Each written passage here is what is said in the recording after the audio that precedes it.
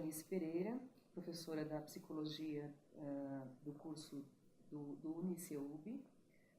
Estou aqui com o professor José Dari Krain, que é professor do Instituto de Economia da Unicamp e pesquisador de CESIT, que é o Centro de Estudos Sindicais e Economia do Trabalho. É doutor em Economia Social e do Trabalho pela Universidade Estadual de Campinas, a Unicamp, e presidente da ABET, Associação Brasileira de Estudos do Trabalho. Em um congresso de Psicologia Organizacional e do Trabalho, nos interessa muito saber da visão do professor, a partir de estudos e projeções econômicas que o senhor tem realizado, questões dos cenários emergentes na economia que causam e causaram impacto ao trabalhador em termos de precarização das relações do trabalho e até do trabalho em si. Também sobre o atual avanço ou retrocesso da legislação que trata da terceirização. Nos afeta abordar as relações trabalhistas sindicais e o papel dos sindicatos na atualidade como interlocutor legítimo para o diálogo de natureza social, que empodera o trabalhador. E por conta disso, professor, nós temos algumas perguntas bem específicas, mas que será de grande valia termos a contribuição do senhor para o nosso congresso com essas informações.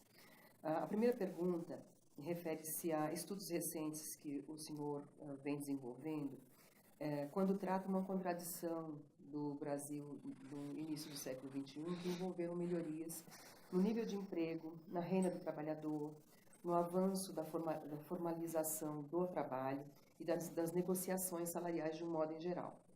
Mas também, por outro lado, aspectos bem negativos como o processo de flexibilização das relações trabalhistas com a perspectiva de aumento da jornada de trabalho, a precarização da remuneração e das formas de contratação. O que é hoje esse cenário? Ainda existe contradição? Em razão das mudanças de 2015 até esse momento atual de 2016? Primeiro agradeço, professora Janice, o convite e a possibilidade de fazer a interlocução no Congresso Brasileiro de Psicologia Organizacional do Trabalho. Eu sempre parto do pressuposto, para discutir a questão do trabalho, nós temos que considerar alguns elementos mais estruturais. Como se cria emprego, que tipo de emprego se cria numa determinada sociedade, e isso tem a ver muito com estudos da economia. Mas também olhar como é que esses empregos são regulados, no sentido de garantir que as pessoas possam trabalhar e viver dignamente com uma remuneração decente, que não adoeçam em função do trabalho exercido. Então, acho que esse diálogo é muito importante e, assim, um diálogo interdisciplinar. Agora, respondendo mais concretamente à sua questão, aqui nós costumamos dizer o seguinte: a partir de 2015 há uma inflexão nos indicadores do trabalho. Impressiona para nós, estudiosos do tema, a velocidade como esses indicadores começam a apresentar sinais de deterioração. Você pega, por exemplo, a taxa do desemprego. Ela aumentou fortissimamente em 2015 e continua aumentando em 2016. Somente no ano são 3 milhões de novos desempregados na sociedade brasileira. E há uma perspectiva ainda muito sombria no futuro próximo em relação ao desemprego. Para a região metropolitana, se calcula que essa taxa deve subir para 18%. Então, em São Paulo, região metropolitana de São Paulo, exatamente. Então, é uma deterioração muito forte disso. E por que nós falamos o seguinte, que aquele momento contraditório que nós fazemos referência na nossa fala aqui no Congresso, ele deixou de existir, de certa forma. Ele deixou de existir no seguinte sentido, porque no período anterior, 2004, 2014 particularmente, puxado no primeiro momento no mundo de commodities, depois numa política de crescimento e inclusão social, apesar de ser com baixos salários, você proporcionou a melhora de uma série de indicadores no mercado de trabalho. Né? Como cresceu muito fortemente a formalização significa mais pessoas ter proteção da Seguridade Social, né? Aposentadoria, licença maternidade. Se o desemprego caiu fortemente, se retardou, que é uma coisa que no Brasil isso ainda é tardio, A entrada dos jovens no mercado de trabalho, mais jovens ficaram mais tempo na escola, que isso é uma coisa importante do ponto de vista da sociedade. Se melhorou o rendimento dos que estão na base da pirâmide social, né, os rendimentos do trabalho, seja dos mais pobres, com a política de salário mínimo.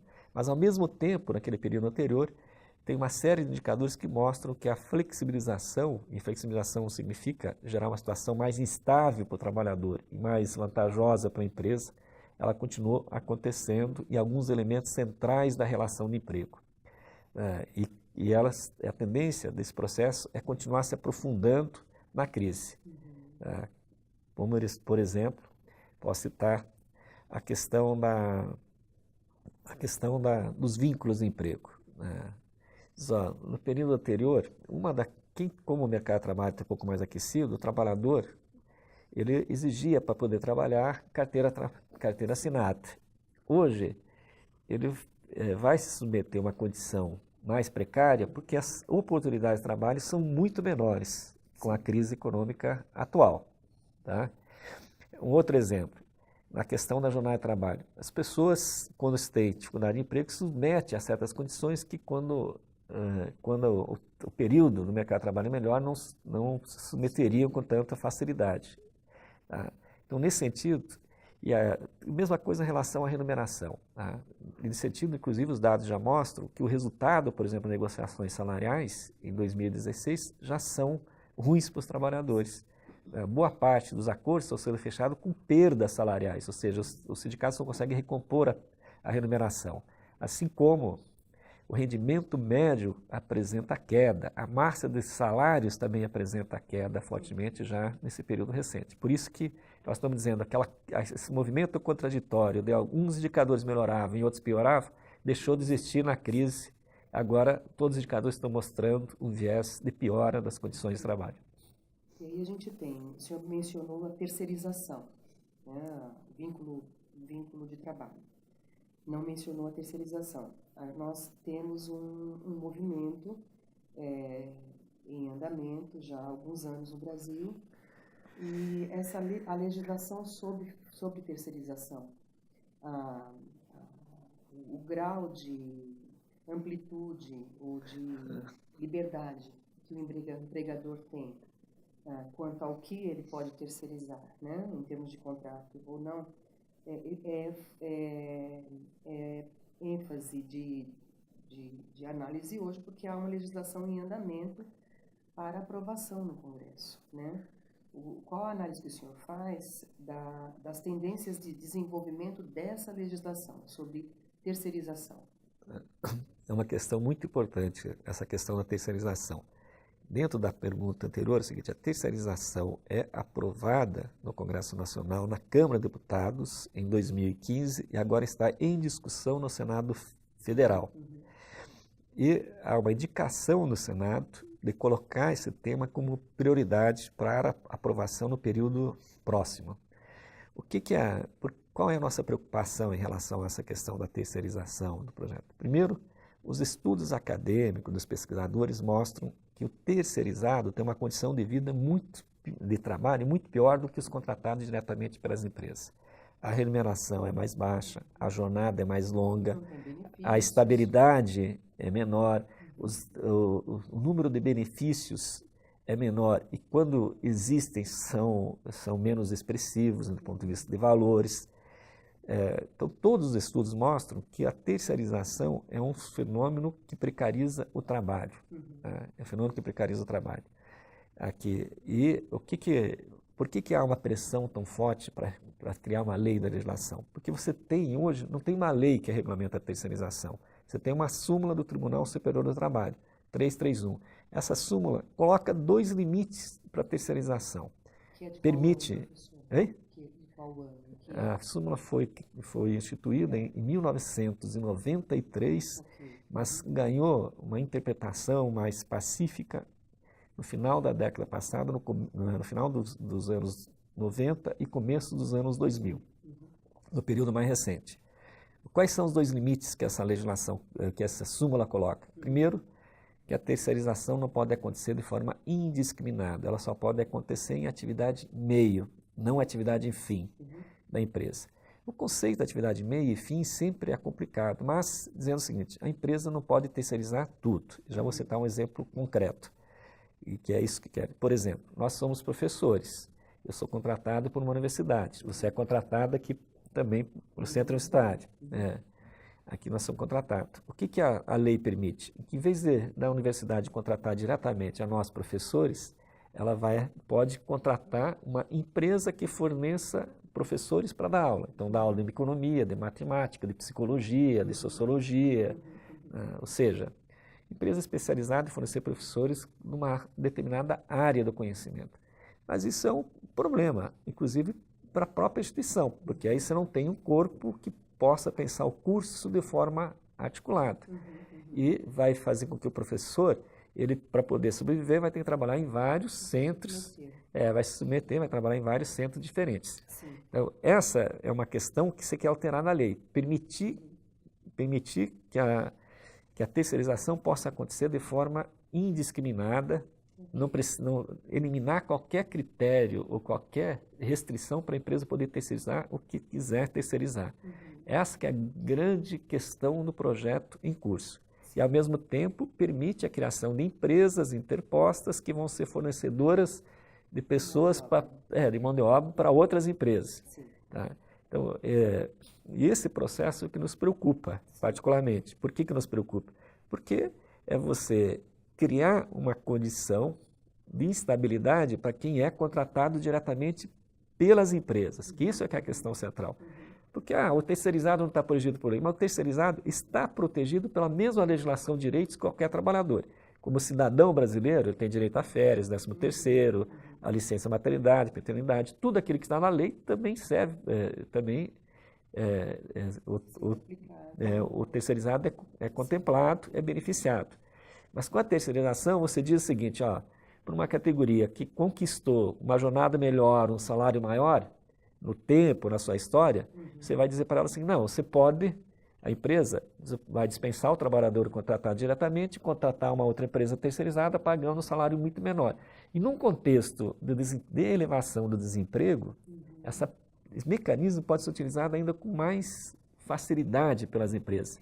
Então, por isso que acho que a questão da terceirização, ela é um sinônimo de desconstrução de direitos, de gerar uma situação de instabilidade para todos os trabalhadores, e isso vai gerar problemas, vai gerar doenças, são pressões, vai gerar riscos. Nesse sentido, quando o senhor diz, tem históricos de categorias, os sindicatos, de certa forma, com os acordos que vão se desenvolvendo ao longo dos anos, assumem aí uma posição de intermediação, interlocução social muito importante.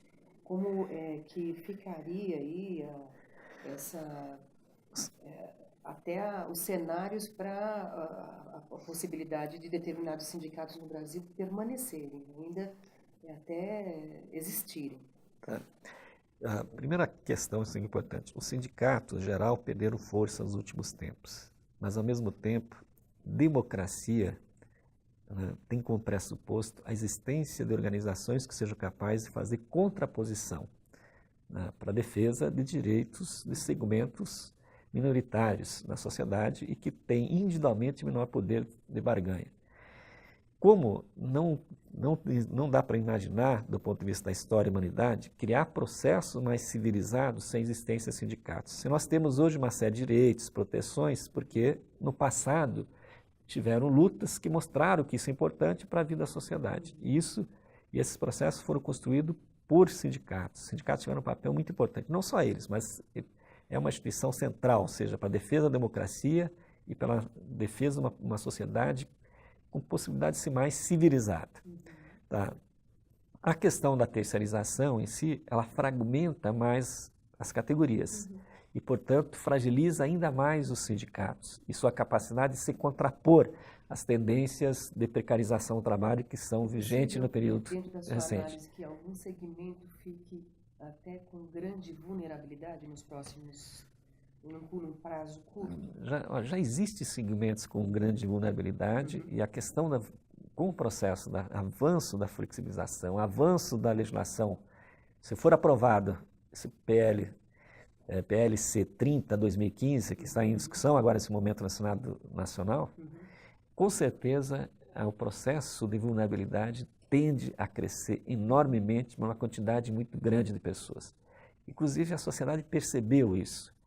Se olhar... Tem algum segmento que fica mais fragilizado a ponto de acontecer crise? Se olhado pelo processo da terceirização, nós temos vários segmentos terceirizados, em geral, claro que isso não é, tem terceirização, que é sinônimo de especialização, mas em geral, os trabalhadores terceirizados ficam numa condição mais vulnerável. Tá? Agora, se nós olharmos do ponto de vista, combinando terceirização com a dinâmica da economia agora nesse período recente, quais são os setores mais afetados? Primeiro, indústria. Então, que é um emprego, em geral, na indústria um pouco mais qualificado, tem uma remuneração melhor do que a média do mercado de trabalho, não em todo o setor industrial, mas em boa parte do setor industrial.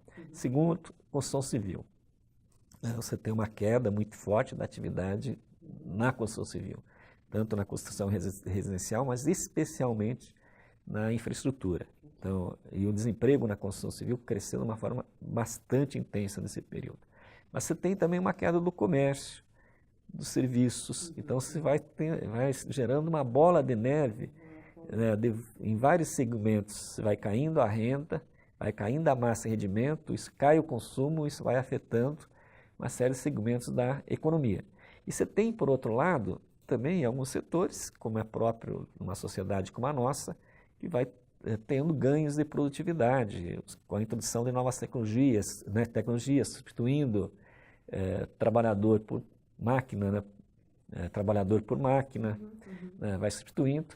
Então, você vai criando uma certa situação, e aí você tem muitas possibilidades de inovações, em que os empregos vão ficando, a criação de emprego vai ficando mais difícil, complicada. Tá? Como é que você resolve, inverte isso?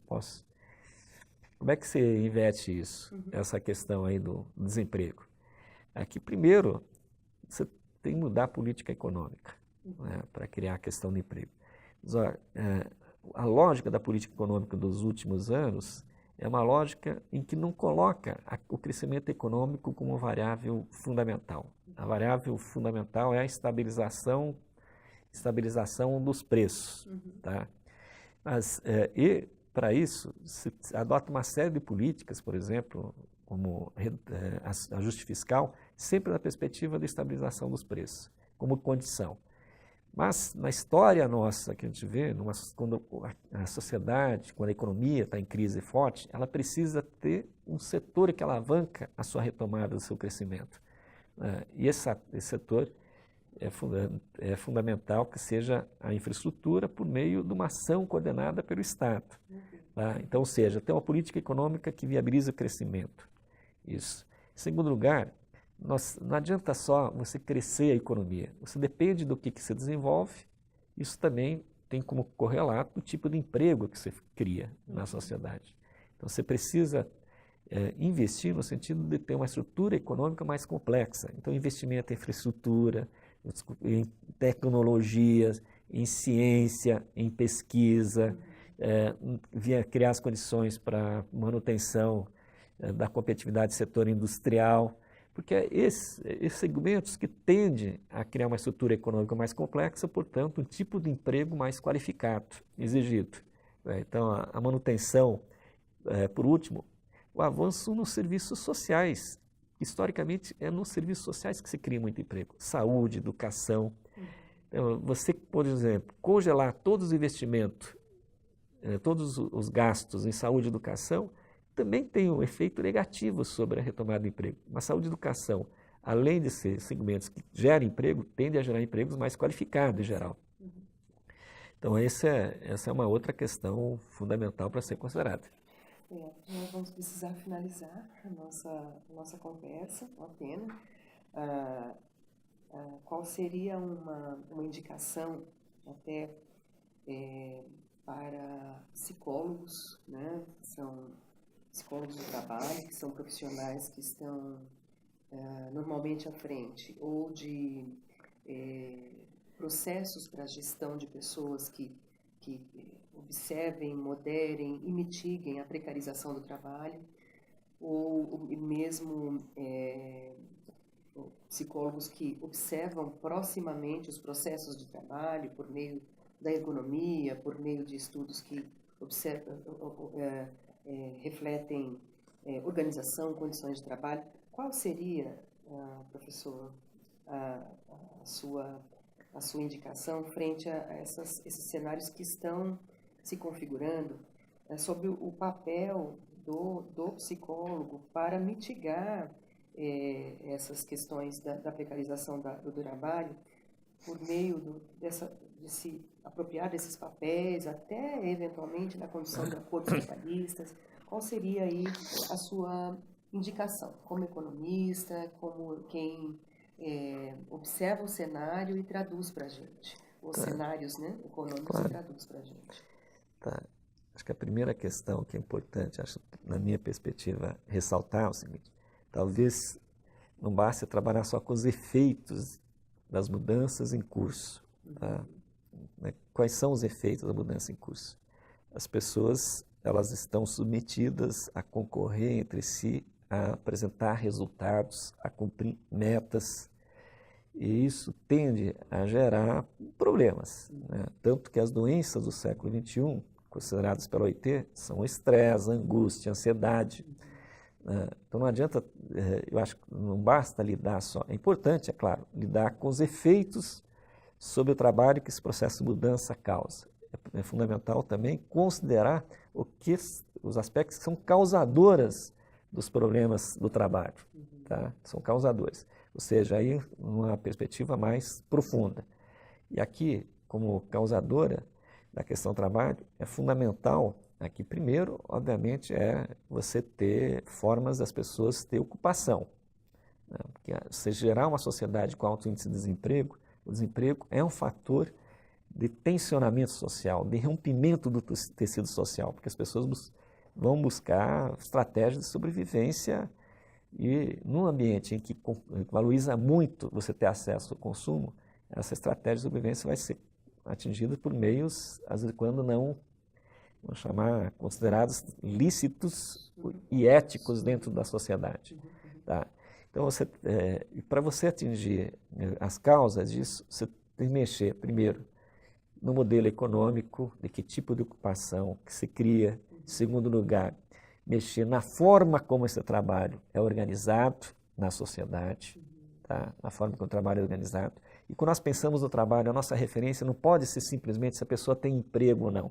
A referência tem que ser, no emprego a pessoa consegue ter dignidade, ele consegue ter proteção, ele não está sujeito a riscos que o leve a ficar doente, né? E desse ponto de vista é fundamental você ter mecanismos de proteção. Então qualquer destruição de direitos de proteção gera ainda mais instabilidade, insegurança e coloca as pessoas em risco. Então defender toda a proteção social, defender os direitos trabalhistas é uma forma de ter uma sociedade mais sadia. Tá?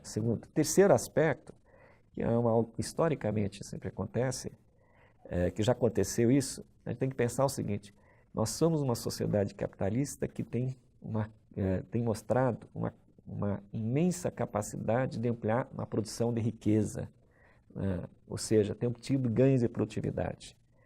Nos últimos anos, essa capacidade de criar riqueza nova, ela é apropriada de forma muito desproporcional. Quem está se apropriando da riqueza gerada fortemente é o mercado financeiro, ou as grandes corporações econômicas. E, do ponto de vista do trabalho, os indicadores estão piorando. Então, do ponto de vista estrutural, é preciso fazer com que esses ganhos de produtividade sejam repartidos socialmente, no sentido de garantir a construção de uma nação, não só do mercado, de garantir a dignidade da pessoa humana, né, e não simplesmente que ela é uma mão de obra oferecida para ser uma mão de obra oferecida para poder gerar essa riqueza. Então, e com isso também levar a uma situação em que seja possível redistribuir o trabalho útil na sociedade, né? E aí sim, você vai possibilitar que as pessoas não vivem só em função do trabalho, tensas, angustiadas, mas possam viver todas as dimensões da sua vida, né, para além do trabalho, porque a vida não é só trabalhar, Com certeza. né, mas a vida também ela tem vários aspectos e ela pode ser enriquecida se você tiver efetivamente uma distribuição mais efetiva da riqueza gerada em favor também de quem trabalha, que em última instância são os mesmos que são responsáveis por geração dessa riqueza. Ótimo.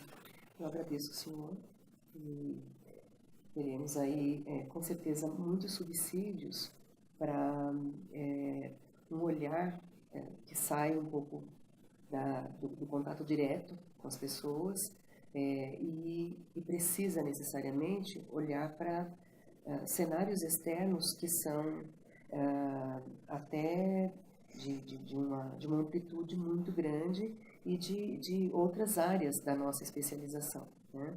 Nós agradecemos muito a contribuição do senhor com o nosso congresso.